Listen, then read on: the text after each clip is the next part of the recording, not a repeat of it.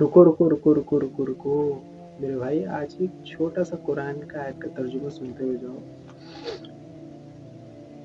یہ قرآن کی آیت کا ترجمہ ہے سورہ عنکبوت کا.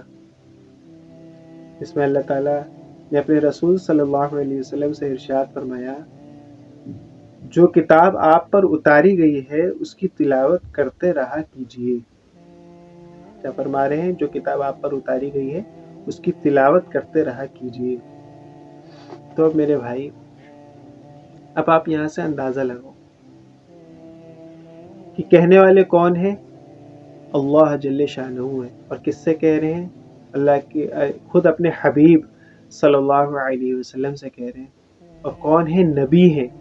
نبی جو کہ جن کی صفت ہے معصومیت، جن سے کبھی کوئی گناہ نہیں ہوا، اگر ہوا بھی تو اللہ نے تمام ان کے اگلے پچھلے معاف کر رکھے ہیں. ان سے اللہ تعالیٰ کہہ رہے ہیں کہ آپ قرآن کی جو ہے تلاوت کرتے رہا کیجیے.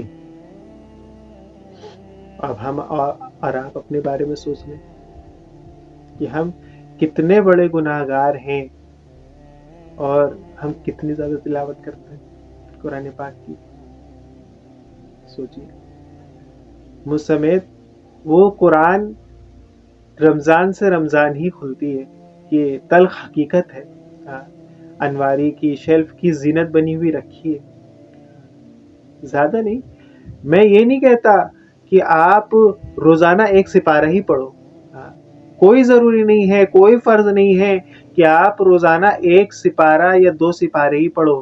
ایک سپارہ نہیں پڑھ پا رہے، یہ جو پڑھ رہا ہے ماشاءاللہ وہ تو نور علی نور، بہت اچھی بات ہے ماشاءاللہ. لیکن اگر نہیں پڑھ پا رہے تو کم سے کم آدھا سپارہ پڑھ لو. آدھا سپارہ نہیں پڑھ پا رہے تو کم سے کم جو ہے پاؤ سپارہ پڑھ لو.